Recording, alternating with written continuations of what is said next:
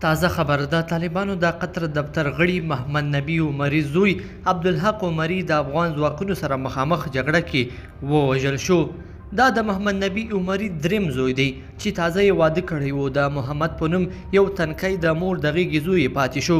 عبدالحق عمري د پلار سره په قطر کې اوسېدو. د مدرسې طالب او د زده کړو په پلمه له قطر نه پېښور ته تللی و. دا دومره لوی نظامي مسؤل نه و او د هغه تبلیغاتو په پایله کې افغان جګړې ته تللی و چې په پاکستاني مدرسو کې پاکستاني استخبارات ورته کړي وي.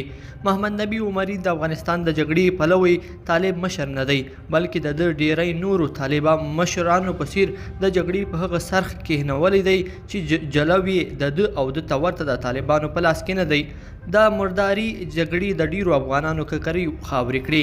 د عبدالحق عمري په څیر ګڼ ځوانان له پلرونو او کورنیو پټ د پاکستاني استخباراتو په تبلیغ افغان جګړې ته رادرومي چې د ګڼو قبرونه او مړي هم ورک شول.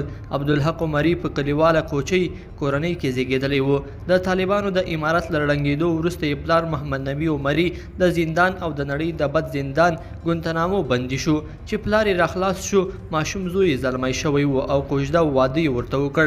د خبریال ویبپاڼې معلومات ښیي چې محمد نبی عمري هڅه کوله چې زوی یو عالم، فاضل او د دین د لارې طالب شي، خو پاکستاني استخباراتو په جګړه کې د هغه طالب مشرانو بچان ورټیل وهي چې سولې ته ژمن دي.